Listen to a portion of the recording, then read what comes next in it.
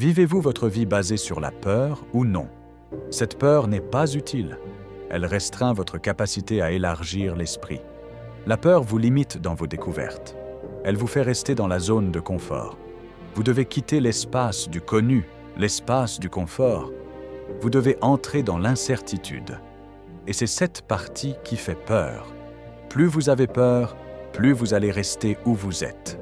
Moins vous avez peur, plus vous allez vous étendre, plus vous allez découvrir. La question est, comment apprendre à affronter votre peur? Vous n'avez pas à sauter immédiatement dans l'obscurité.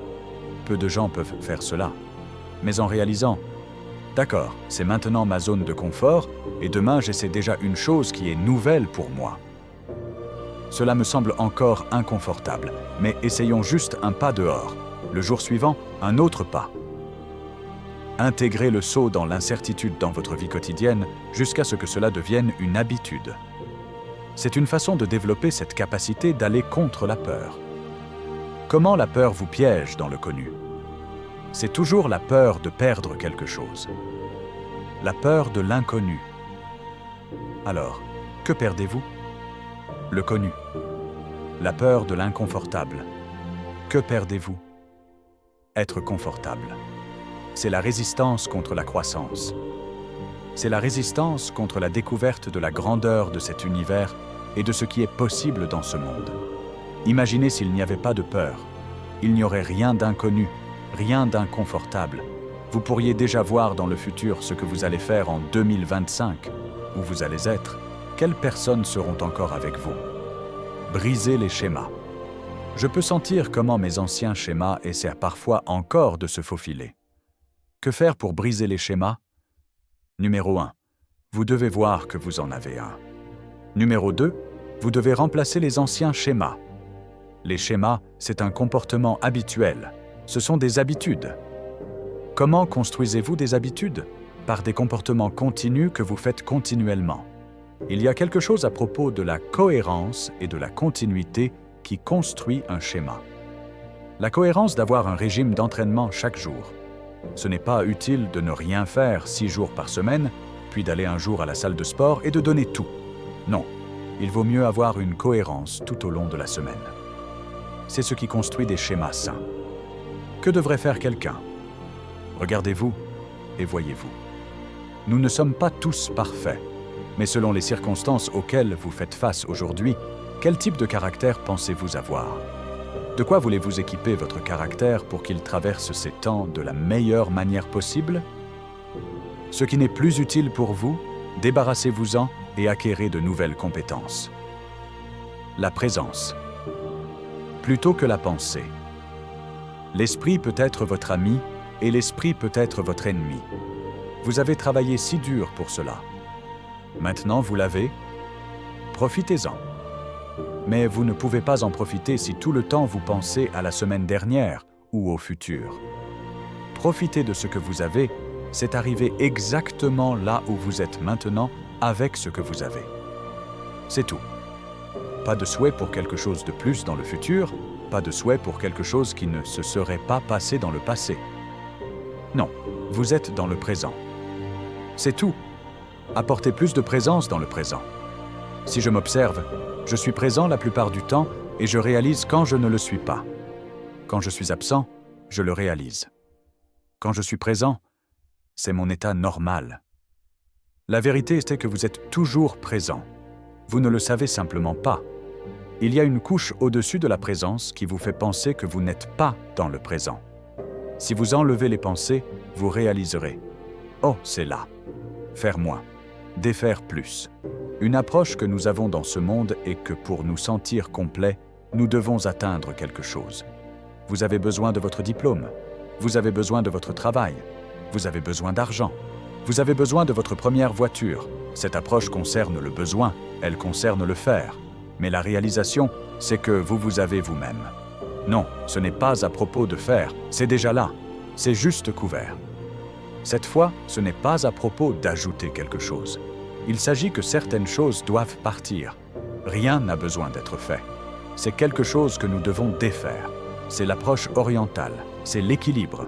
Vous n'avez pas ajouté tout ce que vous avez appris, c'est juste qu'il y a plus de perspectives. Quoi qu'il y ait à apprendre dans ce monde, ce n'est jamais faux de l'apprendre. Vous ne savez jamais si vous en aurez besoin un jour. Il vaut mieux avoir que d'avoir besoin. Construire la confiance par les compétences. Retournez à l'état d'où vous venez, complet. Vous êtes complet. Et maintenant, parce que c'est votre vie, arrêtez de gaspiller cette vie à essayer de réaliser les souhaits des autres qui n'ont aucun intérêt dans votre vie. Que faire pour construire votre confiance en soi? Rendez-vous fort. Comment? Apprenez toujours. S'il y a quelque chose à apprendre, apprenez à nettoyer, à cuisiner, à laver les fenêtres, à réparer la voiture. Tout ce que vous pouvez faire, faites-le. Cela vous donne ce sentiment qu'il y a quelque chose que vous pouvez faire. Vous n'êtes pas complètement impuissant. Tant que vous avez un corps sain et un esprit sain, il y a tellement d'options différentes dans ce monde dans lesquelles vous êtes capable de vous exprimer. Mentalement, vous allez devenir confiant. Physiquement, vous allez devenir fort et confiant. Et avant tout cela, vous avez commencé à libérer toutes les chaînes de ceux qui vous ont mis dans des chaînes qui ne signifient rien pour vous. Coupez les chaînes et commencez à utiliser cette vie parce que c'est votre vie. Celle-ci, une seule fois. Arrêtez d'écouter trop les autres sur comment vivre votre vie. Il s'agit de l'expression personnelle de votre propre perspective sur comment vous aimeriez que ce monde soit. Lâcher prise et s'adapter. La capacité de lâcher prise signifie lâcher prise des idées que vous avez depuis trop d'années. Lâcher prise de votre opinion si vous réalisez que les autres opinions sont aussi bonnes. Nous n'aimons pas le changement. L'humain moyen n'aime pas le changement parce qu'il a fallu tant d'années pour construire tout cela. Pour moi, cela prend de la force parce que vous devez lâcher prise d'une partie de vous. Si vous ne lâchez pas prise, je ne suis pas sûr si porter une ancienne identité dans le futur fonctionne. Tout comme notre monde change, je pense que nous, les humains, devons être capables de nous adapter, changer notre style de vie, notre corps, nos idées, nos points de vue, et cela prend de la force. Ce que vous pouvez faire à tout moment, chaque jour, c'est faire quelque chose à propos de ce qui est entre vos propres mains, vous-même. Retournez le doigt. Faites quelque chose à propos de vous-même. Développez-vous. Investissez en vous-même. Vous grandissez en tant qu'être humain. Vous grandissez en compétences. Toutes ces choses suivront naturellement parce que vous commencez à exprimer quelque chose que les gens ne voient plus souvent. Vous devenez l'aimant. Pourquoi? Parce que les gens sont habitués à la moyenne. Chaque jour, ils voient la moyenne. Mais maintenant, ils commencent à voir quelque chose de différent. Une autre attitude envers la vie. Travailler en cycle, prendre soin de l'esprit. Comment? Pour savoir ce qui est important pour vous, il est nécessaire aussi de connaître les choses sans importance. Vous avez besoin d'équilibre.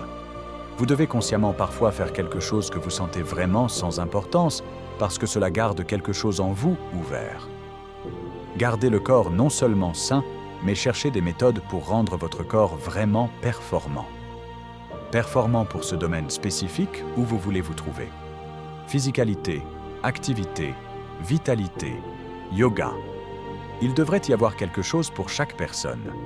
C'est super utile si vous apprenez à travailler en cycle. Quand vous voulez développer une nouvelle compétence, apprendre un nouveau programme, la façon la plus efficace est de vous couper pendant une certaine période et de ne rien faire d'autre. Je ne pense pas que ce soit une bonne méthode de répartir trop de choses en même temps.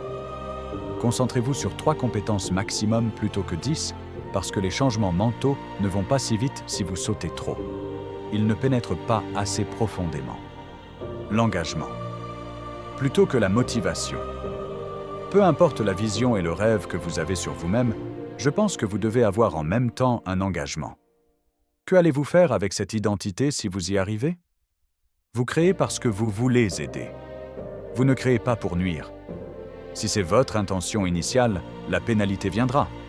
Vous pourriez l'atteindre dans cette vie, mais si vous continuez là-bas, vous allez être seul.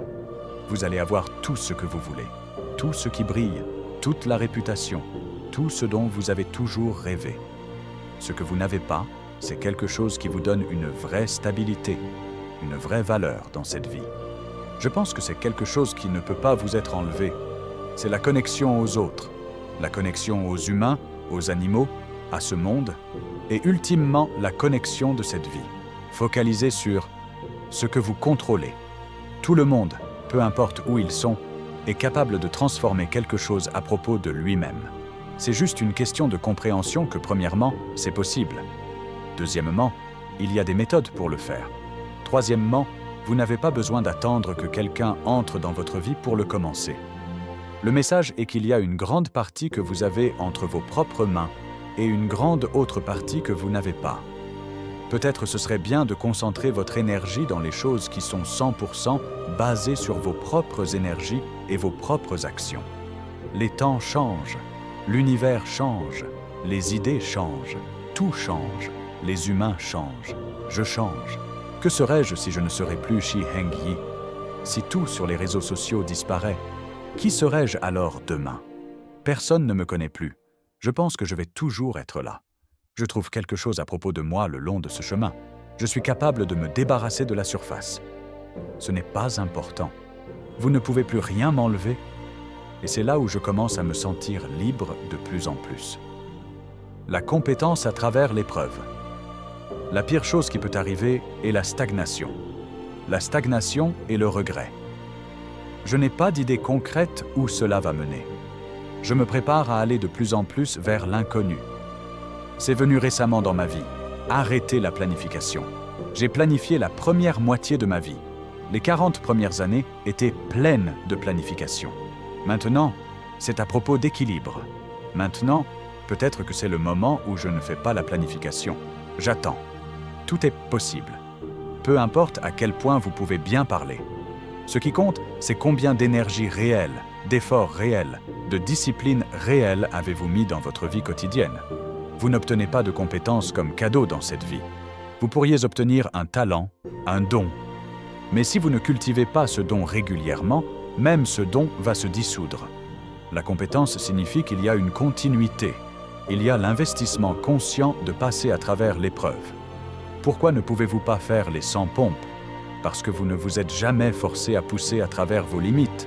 Quand vos muscles ont commencé à faire mal, vous avez déjà arrêté. C'est pourquoi vous allez au point où ça brûle. Vous vous habituez à la brûlure et le lendemain, vous continuez.